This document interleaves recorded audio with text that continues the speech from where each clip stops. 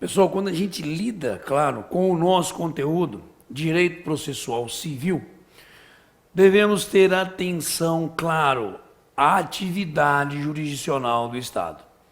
Notadamente e de forma bem específica, aos princípios, que são princípios da atividade jurisdicional, princípios do processo, alguns deles inclusive esculpidos na Constituição. E que ele, hoje, atual Código de Processo Civil, inclusive, nos traz como normas fundamentais. E a gente tem, hoje, dentro do Código de Processo Civil, uma mudança radical em termos de posicionamento. Porque quando a gente idealizava o velho Código, ele, ao falar da atividade jurisdicional, não trazia uma figura principiológica. E o hoje atual CPC, com o qual nós lidaremos aqui, nas nossas aulas, lida numa primeira parte com normas fundamentais, que são, na verdade, princípios.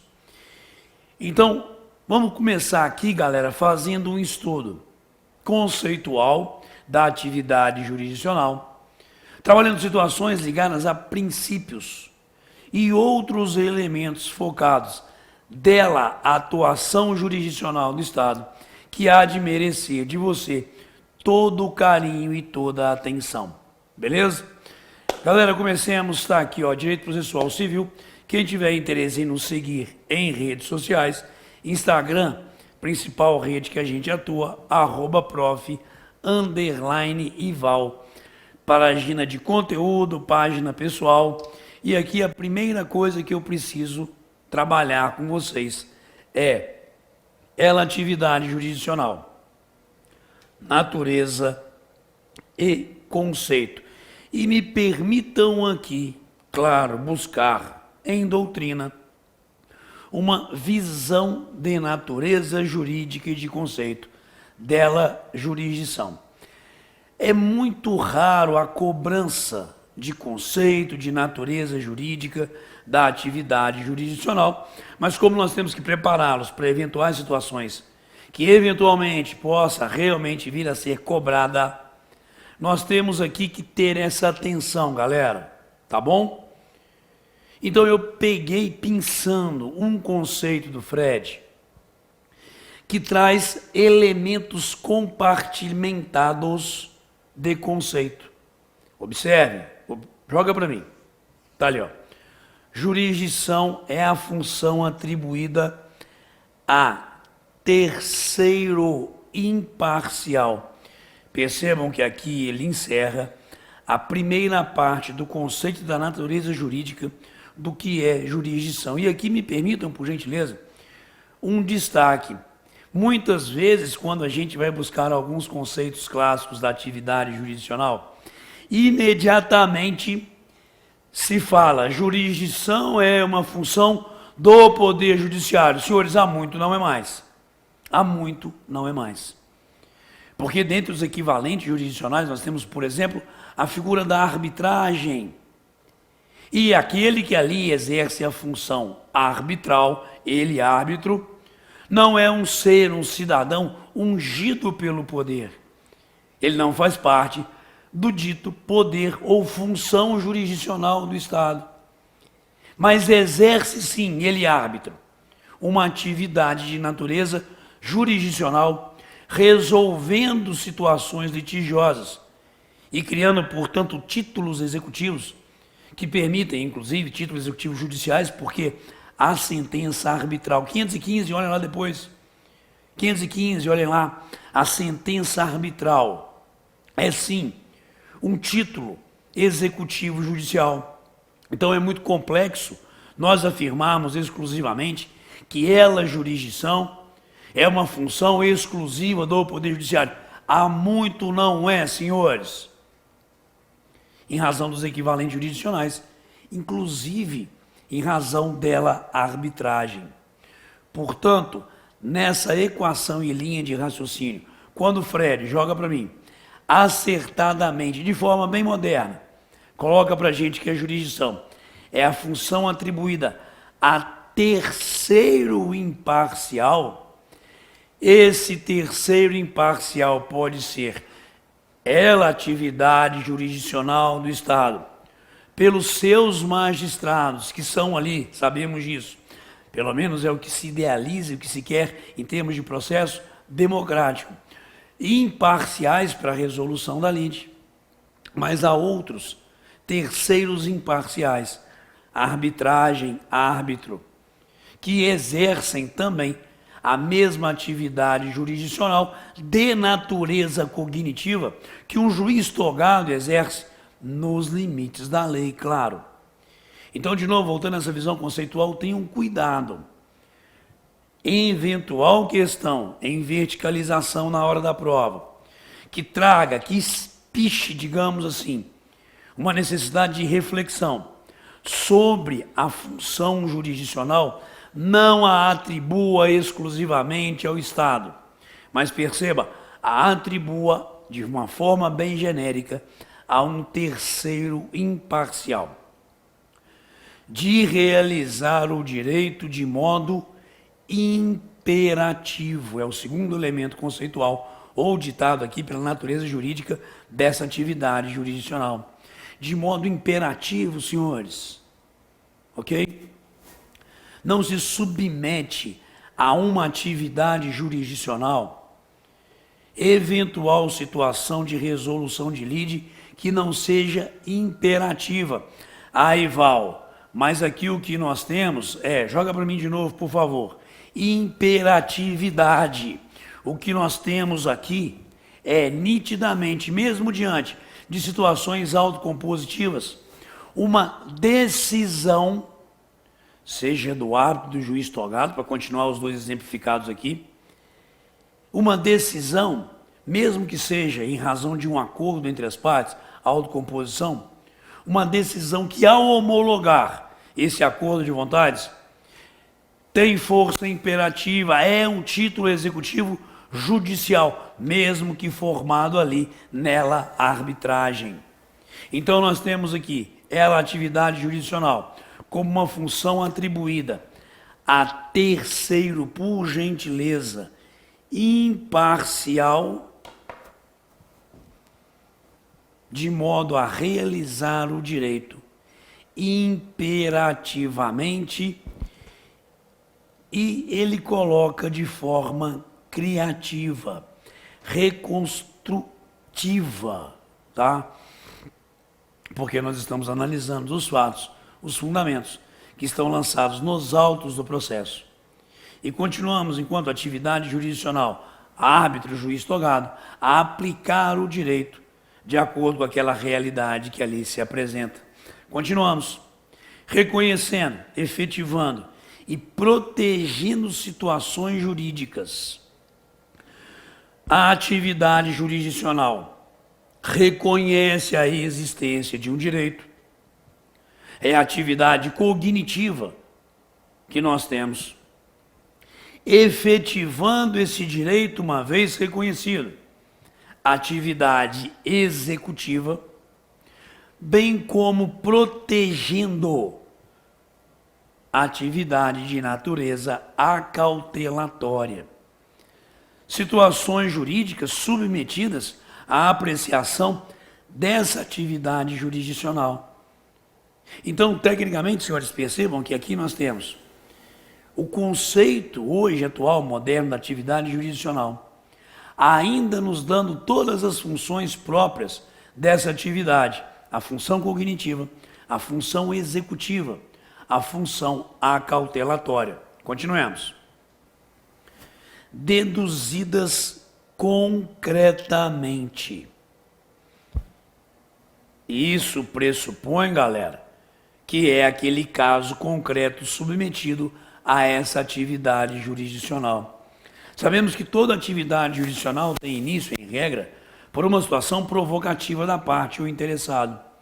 E a partir daí, existindo essa provocação realizada, que se dê ali a resposta de um determinado direito a esse caso concreto, reconhecendo, efetivando e protegendo essa situação jurídica deduzida concretamente em juízo. Continuamos. Em decisão insustentável de controle externo.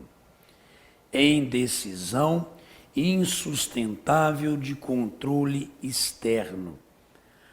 As decisões de natureza jurisdicional são ali, eventualmente, até objeto de recurso, de impugnação, mas tudo dentro do âmbito da atividade jurisdicional, não existindo uma exteriorização de outro poder que possa, eventualmente, atuar sobre essa decisão, dessa situação jurídica emanada da atividade jurisdicional.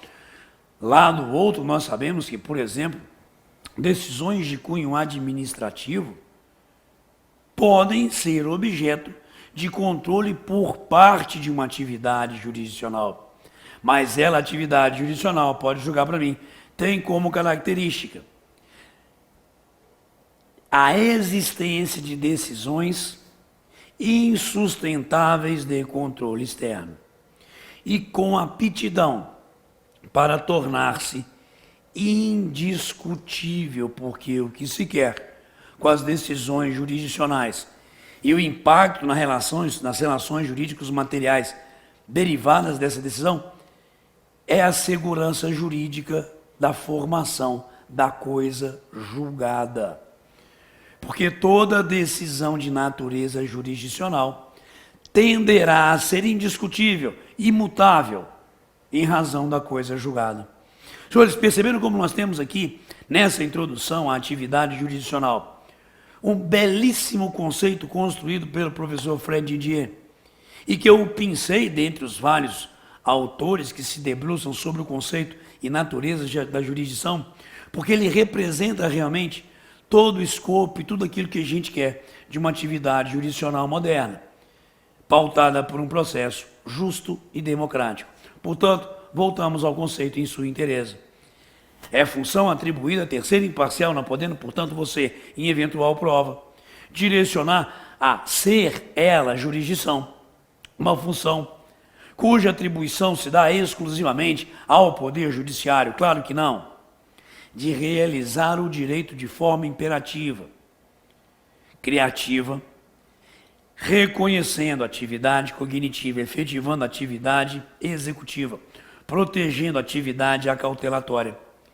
Determinadas situações jurídicas que são deduzidas perante ela atividade jurisdicional de forma concreta, pautada essa atividade por decisões insustentáveis de controle externo e que tem essas decisões aptidão para tornar-se indiscutível, justamente em razão do fenômeno da coisa julgada.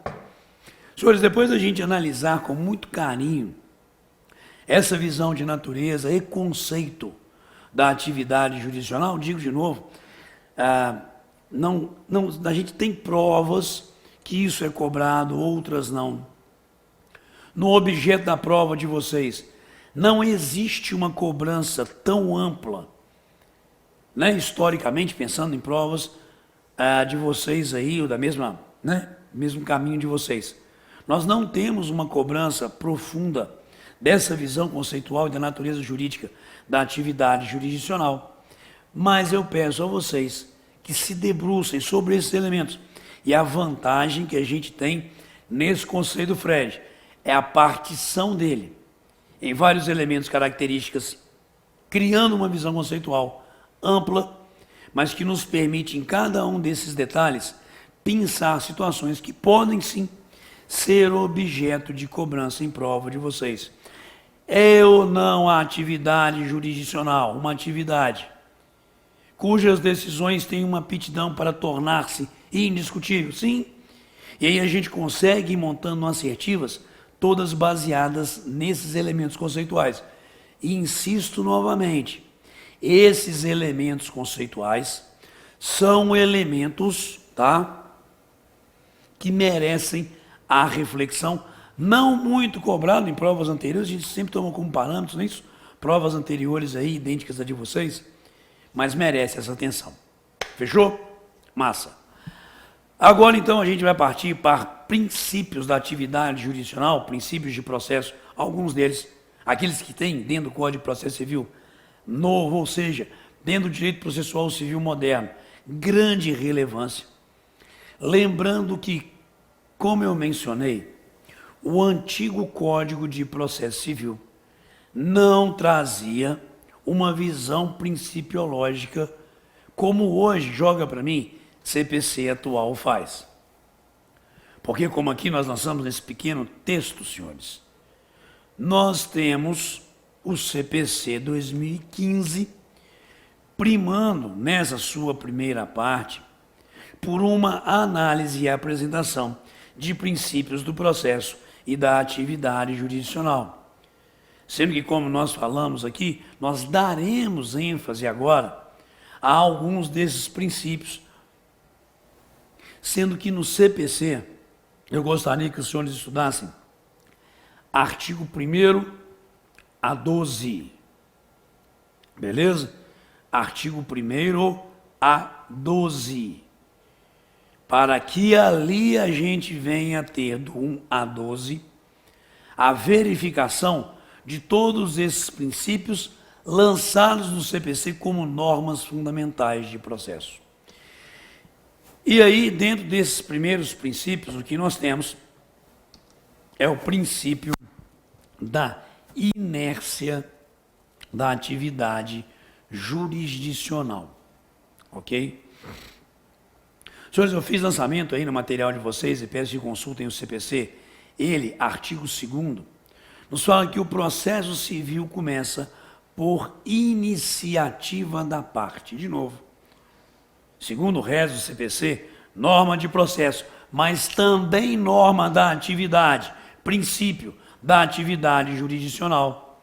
O processo começa por iniciativa da parte, sendo necessário, por tal princípio, que a parte leve ao Poder Judiciário ou a um equivalente jurisdicional, leve a ela a jurisdição, na sua pretensão, apresentando a situação litigiosa e solicitando, diante daquela situação jurídica concreta, a cognição, a efetivação ou a cautelar de um determinado direito.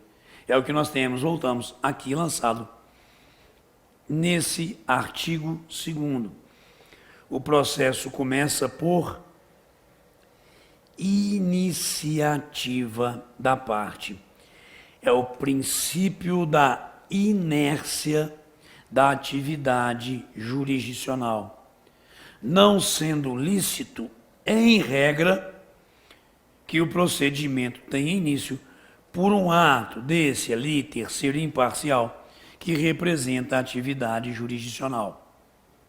Só que referido princípio não é absoluto. Percebam que o processo começa por iniciativa da parte, salvo as exceções previstas em lei. E pensando nela, atividade jurisdicional do Estado, processo civil, é completamente equivocada alguma assertiva lançada em prova que diga que esse princípio da inércia da atividade jurisdicional é absoluto, que não poderia ele, magistrado, em hipótese alguma, dar início a processo de ofício. Assertiva equivocada e falsa essa, porque fiz questão de colocar no material de vocês situações aonde tal princípio se despe da figura absoluta, sendo então, portanto, tão somente uma regra, já que na restauração de autos, artigo 712, herança jacente, 738, arrecadação de bens de ausente, artigo 744, e conflito de competência, artigo 951. Entre outros, aqui a gente colocou algumas situações exemplificativas, trazem situações excepcionais, aonde aqui nós encontramos hipótese, sim, em que ele ali, magistrado, inicia o processo de ofício. Tanto que, voltando a essa lâmina, percebam que em todos esses artigos, aqui nós fizemos questão de enfatizar justamente a representatividade da quebra do princípio da inércia da atividade jurisdicional. Portanto, voltando à visão conceitual, o processo começa por iniciativa da parte. Salvo exceções previstas em lei, portanto, tal princípio não é absoluto. Guardem isso para mim. E guardem também, claro, nitidamente, as situações de relativização dentro do CPC, dessa visão absolutista do princípio da inércia, que é uma visão falsa e equivocada. Mas o próximo ponto que eu trago para vocês aqui é o seguinte: nós sabemos, isso decorre também de uma visão editalícia de vocês, claro, que nós temos jurisdição contenciosa, mas temos também os procedimentos de jurisdição voluntária, aonde uma das maiores características dela, a jurisdição voluntária, é justamente o quê? A ausência de lide. Na visão clássica, né? na concepção clássica da jurisdição voluntária, há situações que não existe lide, mas nós devemos levar a ele, poder judiciário, essas situações, mesmo não existindo lide, para que aquele acordo de vontade entre as partes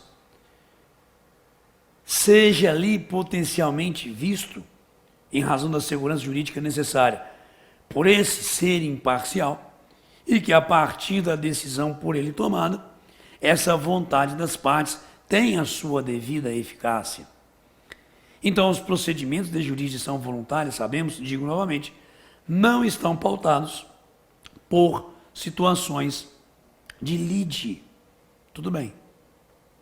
Então, eu tenho os procedimentos de jurisdição de jurisdição contenciosa, aonde existe o conceito de partes, porque partes são sujeitos do processo que estão em conflitos, sujeitos do processo perante os quais existe uma figura de lide. Beleza? Na jurisdição voluntária, entretanto, nós não utilizamos a expressão partes para a jurisdição voluntária, já que não há lide, existem interessados.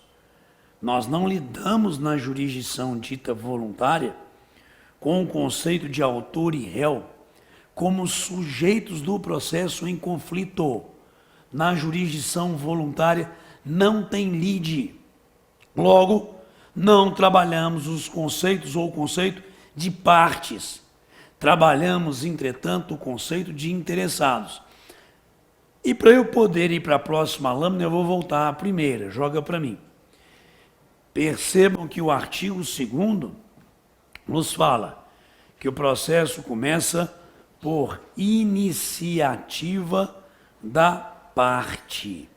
Jurisdição contenciosa, senhores. Mas quando nós damos um pulinho no artigo 719, abre para a gente, se eu não me engano, 719, tá? Abre para a gente os procedimentos especiais de jurisdição voluntária. Vem o artigo 720 e nos diz que esse procedimento terá início por provocação do interessado do Ministério Público ou da Defensoria Pública.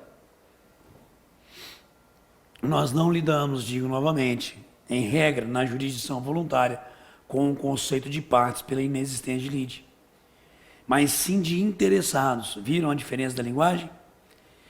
Mas pela leitura do artigo 720 e da análise da lei decorrente, nós chegaremos justamente a qual conclusão, senhores?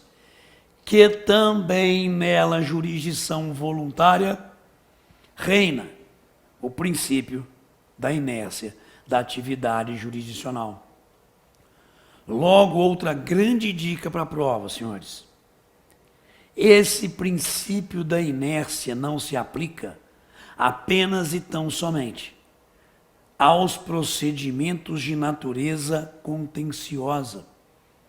Também se aplica esse princípio da inércia a eles procedimentos de jurisdição voluntária. Guardaram esse caminho? Então, volta comigo por gentileza. Primeiro princípio que nós estamos aqui lidando, depois da gente falar rapidamente sobre o conceito da atividade jurisdicional. Princípio da inércia da jurisdição. Lindo. Não é absoluto aplicável tal princípio a ela, jurisdição voluntária. E na sequência eu trago para os senhores, porque eu acho que vale muito a pena a leitura, elementos justificativos desse primeiro e grande princípio dela atividade jurisdicional. Está aqui, ó. Justificativas principiológicas. Primeiro, senhores, garantia de um processo conduzido por um juiz imparcial. Pensando nela, atividade jurisdicional do Estado, se eventualmente lícito fosse ao juiz dar início a processo de ofício, concordem comigo, ele já estaria previamente julgando. Claro que sim. Porque ele estaria observando uma situação litigiosa no mundo real e falando, putz, o direito de alguém aqui merece a proteção. Ou, inclusive, ele visualizando eventual, enquanto juiz, uma situação potencialmente litigiosa, se ele se debruçasse sobre ela e falasse, não há aqui direito violado, senhores, isso tudo estaria sendo feito sem um devido processo legal, sem um devido processo justo, sem uma visão de um contraditório. E, portanto, esse juiz perderia algo que lhe é sagrado, que é justamente, pode julgar, a imparcialidade. Portanto, a primeira justificativa principiológica para a existência desse princípio da inércia é a garantia que eu quero dar a todo e qualquer cidadão do seu processo, do seu procedimento ser conduzido por um juiz imparcial. 2. Liberdade que nós temos que dar a todo e qualquer cidadão de não instaurar formalmente a lide, evitando judicializações ditas indevidas. Senhores, eu te pergunto, você já se viu envolvido em alguma situação litigiosa? Já teve problema com um vizinho, com um parente, com um amigo, com um conhecido? Já judicializou tal questão? Sabedor você ser titular de um direito, dele você no mundo real abriu mão e falou, cara, não vou mexer com isso, seja por não querer se desgastar mais, seja até mesmo por praticar o perdão, por que não? Então, se a gente ali não tivesse a figura da inércia da atividade jurisdicional, eu estaria tolhendo do cidadão a liberdade dele judicializar ou não situações concretas na sua vida, situações litigiosas que eventualmente ele queira não judicializar ou até mesmo praticar o perdão. E terceira justificativa principiológica, também afeita a liberdade, está ali, ó. Temos que dar dentro das situações legais, dentro dos limites normativos, legais, claro, a possível busca de meios alternativos. E diante de casos concretos, talvez mais eficazes para a resolução dos conflitos. Nós vivemos uma era, senhores, onde a gente tem ali vários equivalentes, como nós chamamos, jurisdicionais. E dentro desses equivalentes jurisdicionais, nós temos a arbitragem, mediação e várias outras formas de resolução de conflitos. E muitas vezes eu, por força da lei, tenho a liberdade de não levar necessariamente a minha figura litigiosa a ele poder judiciário, sendo lícito que eu possa, claro, buscar outros meios alternativos de resolução de conflito. E dentro desses limites ou autorizativos legais. Se esse princípio da inércia não existisse, também essa minha liberdade de buscar a composição da lide por outros meios seria tolhida. Tanto que, voltando ao nosso material, me permitam, lanço aqui para vocês uma doutrina do professor e amigo Daniel Assunção, ok? Aonde ele traz justamente em texto tudo isso que aqui nós colocamos em voz para vocês sobre justificativas da existência de tal princípio e também o princípio da inércia como uma limitação da atuação jurisdicional. Por que o princípio da inércia, senhores? Como um limitador da atuação jurisdicional. Por isso que nós chamamos também esse princípio, muitas vezes, princípio da demanda. Compete ao cidadão não apenas submeter ao Poder Judiciário a situação litigiosa, mas também limitar a atuação do Estado pelo pedido. Exemplo, eu posso ter sido vítima, digamos assim, de um ilícito, contratual ou extracontratual, que eventualmente me gerou danos materiais e morais. Se eu vou ao Estado e peço a composição tão somente dos meus danos materiais, eu não demonstrei interesse em ser indenizado pelos meus danos morais. Então, ao levar a minha pretensão ao Estado, limites do pedido, eu estou também paramentando a atuação do Estado dentro dessa pretensão, joga para mim, sendo vedado ao juiz proferir decisão de natureza diversa da pedida, bem como condenar a parte em quantia superior ou em objeto diverso do que lhe foi demandado. E é por isso que o pedido deve ser certo, havendo aqui, inclusive, uma jurisprudência, um julgado do STJ que eu gostaria que os senhores se debruçassem e fizessem a leitura.